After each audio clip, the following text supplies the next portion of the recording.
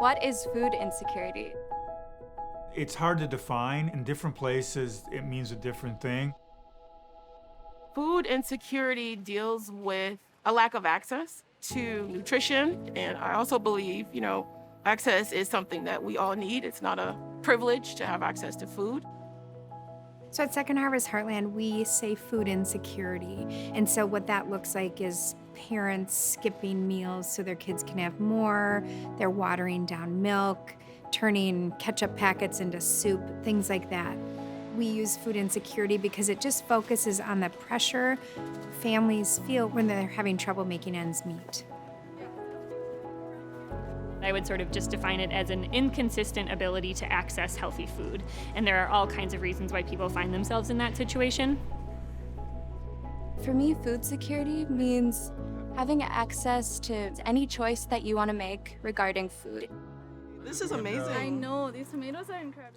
So if that means you want to get Popeyes for breakfast one morning, great. If you want to make the choice to have grass-fed beef and cook up your microgreens at home, it means you have the resources and the knowledge and the tools to do that in an affordable and accessible way. Race and class and our systemic history in the United States impacts how we access and think about and see food in our neighborhoods. We can't talk about food insecurity if we don't intersect both place and race as part of that conversation. And certainly more Black and brown communities are food insecure.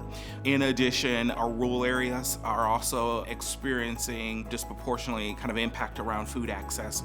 And so we need to take a systems level approach as we think about food insecurity. I think that choice is extremely important when dealing with matters around food insecurity. Particularly, I think it brings more dignity when you have options. No one wants to feel like, you're being forced to eat something or do something. So I think people appreciate when they have options.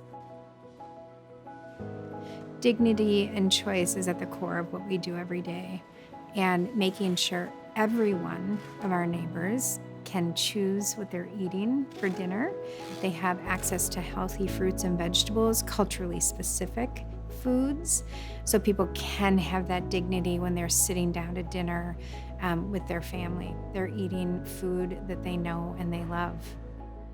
We need to be thinking about policies that promote autonomy so that families can make healthier decisions for themselves and their families.